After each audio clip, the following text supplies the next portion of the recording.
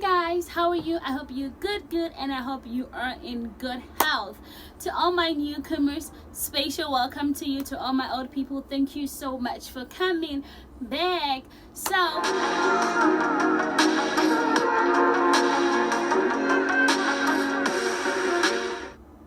I hope you're fine, and I hope you're in good health despite the pandemic. Today I will be giving you all some tips on how to study effectively while you're at home, and even after the lockdown, when you go back to school, you can still implement these tips into your status. So it's gonna be an 11 tip. It's gonna be 11 tips content. It's gonna be 11 content, and I'm thinking of doing it into a two-part video, but I'm not so sure yet. And most probably I'm thinking of doing a two-part. Yeah, it's gonna be a two-part video. So the first part is gonna have some, and the other part is gonna have the other part. So please leave your word in the comment section. Tell me how you feel about these tips. If you try to implement them, please give me a feedback on how you feel about them. Are they working? Are they good tips that you can implement? Are there things that you can work on? Please do leave your word in the comment section, because I really love to interact with you guys, to see the things you drop, the words you say, they are motivational.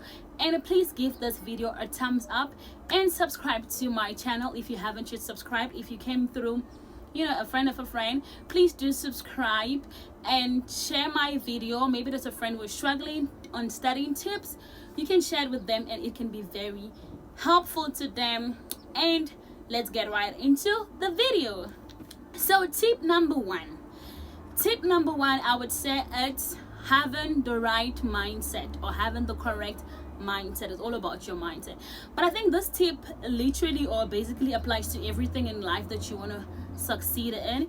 Your mindset is very, very important. Having the right mindset, having the positivity. So on the mindset, we're going to have three aspects. The first aspect is speaking positive words to yourself.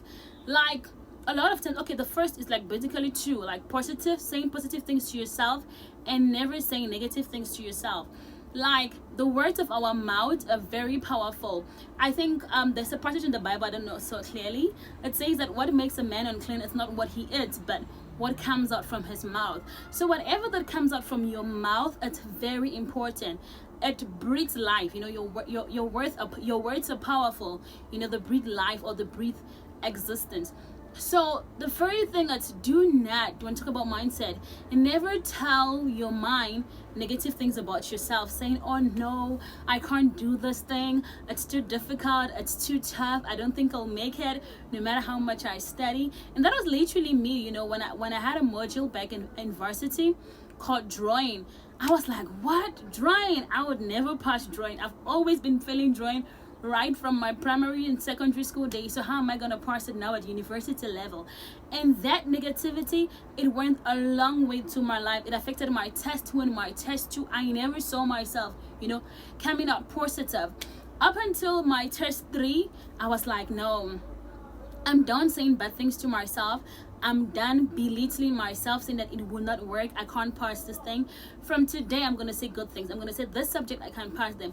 I mean, like, basically there are a lot of hard times you've gone through, a lot of tough things you've gone through, which you thought you would never come out of it. But look at you here now. You're thriving, you're better, you're doing so well. So same thing, like, if you could beat those things, then you can definitely excel in that subject, that module, that course, that it's been a pain in your neck or a pain in your academics. So do not say negative things to yourself, say positive things. Like, even when I was failing during my first 2 tests, it was all negative vibes. Come test 3, I was like, you know what, I can do this thing, I can nail it. And just saying those positive things, it got my mind to say, let's start working towards passing, let's start working towards excelling. I so much love what Miss Universe said. That's Miss Universe 2020, and that's Miss South Africa, and she said the one thing, she always wakes up in the morning, she tells herself, I'm beautiful. What's been your go-to song this week? Steve, to pair up my singing, I like to self-affirm every morning. I look at myself in the mirror and I say, you're beautiful, you're capable, and you're intelligent. Always speak beautiful things to yourself. Always speak great things to yourself, because the moment you start speaking those things, your heart believes them, your mind starts working towards those, and everything starts gearing towards that. So if you say bad things to yourself, bad things will definitely follow you. If you say good things to yourself, definitely good things will follow. Next thing under your mindset, it's also not comparing yourself. I know like that sounds very crazy, very tricky. Oh, don't compare yourself.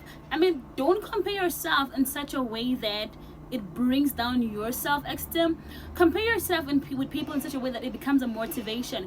Like I've got friends who like are very amazing in academics, and I used to tell my friends like, if it comes to math, you are the boss. Like you can compare yourself with people like that, and that's okay, wow, he's passing so well, I want to be like him, but don't compare yourself in a way that it brings down your self-esteem. Your comparison should be like a motivation. When you compare yourself with people, it should motivate you, like towards saying, if this person can do it, then I can do it.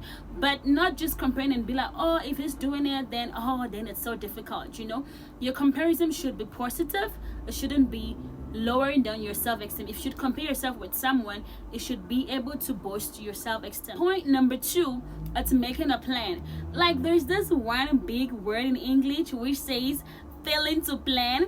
It's planning to fail. Like that is basic. Like if you do not plan, you're already putting yourself up for failure. Like planning, it's very important. Make a plan for yourself. Like, what do you want to achieve in this week? What do you want to study in this week? What do you want to cover? What do you want to know in your life science? What do you want to know in maths? Like put down those goals, write them down, paste it maybe at the wall of your room, so that whenever you wake up, you are conscious of those, you're working towards those, your mind is geared towards that thing. So make your plan, but then don't just make plans, be realistic with your plans. I mean, you know yourselves, you know what you can do, you know what you cannot do. Be realistic with yourself, but that doesn't mean that you shouldn't aim high.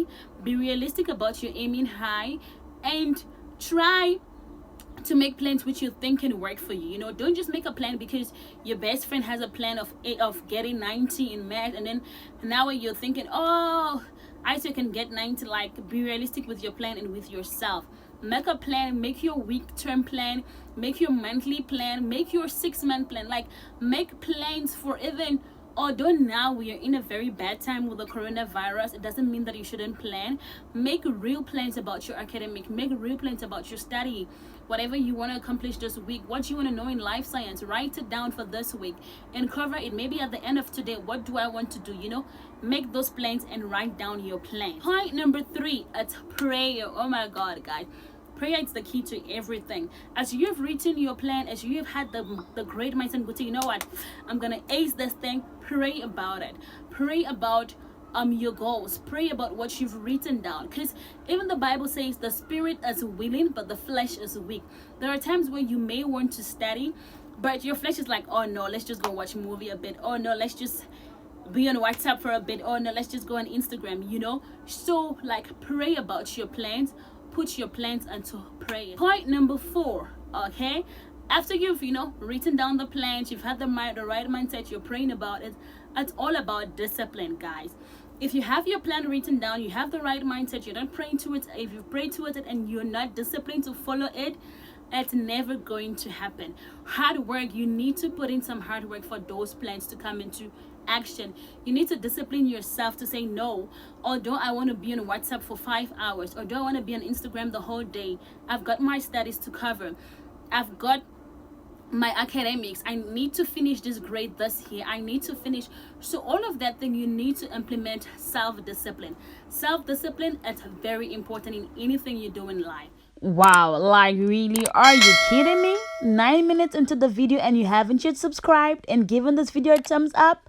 Please do so right now. So let's have a recap of what we've said so far. Number 1, it's having a positive mindset, comparing yourself with people in a positive way. Number 2, it's making a plan that works for you. Number 3, it's praying about your plan. Number 4, it's having self-discipline. Number 5, it's the right time at the right place. This just reminds me back of my secondary school days, where people used to get into trouble and they always say you were at the right place at the wrong time, or you were at the wrong place at the right time. Those kinds of confusion. So you should be at the right place at the right time.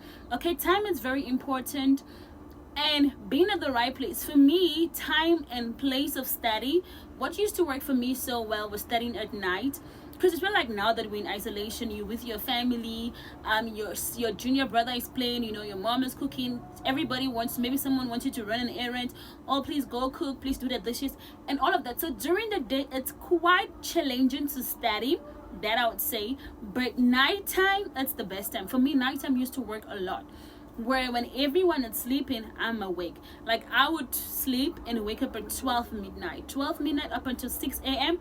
That's when I'm burning my night candles, and those worked so well for me. Because at night, I'll tell you why nighttime worked so well for me. You know, during the day, right, everybody's awake, people are on WhatsApp, everybody's on Instagram, people are sending you messages, someone is saying something, so you need to reply to them. But at nighttime, when everybody's sleeping, you don't have the WhatsApp distractions. You know, even if you have them, they are limited. Not everybody's online. You don't have the Facebook. Not everybody's posting on Facebook at night. Not everybody's posting on Instagram, you know. So that, like, it also helps towards your self-discipline, because at night there is little you can do with your phone, you know. So having the right time and also being at the right place. Like sometimes you want to study and you go to the living room. How can you study in the living room when there's a whole TV in front of you? Obviously you're going to be distracted. You want to study, you want to study when everybody's awake, everybody's cooking, you know. Timing is also important.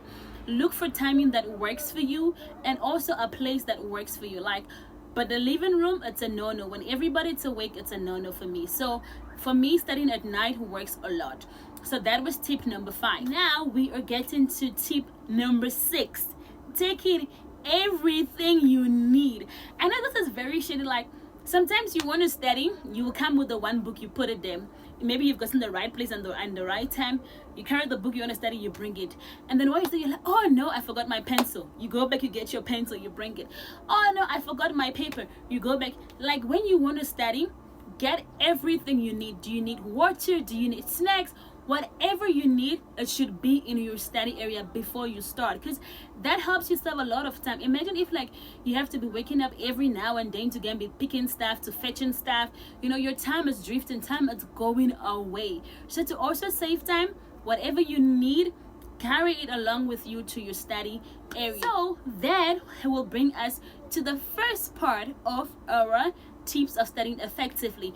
If you do want to see more of the tips, please do leave your word in the comment section, or I'll leave the link in the description area.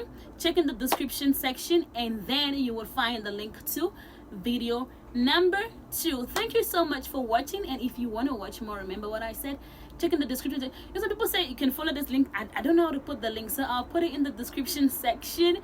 Please do check that out. And also thank you so much for watching. Please share, subscribe, and tell a friend of a friend to come watch the video. Thank you.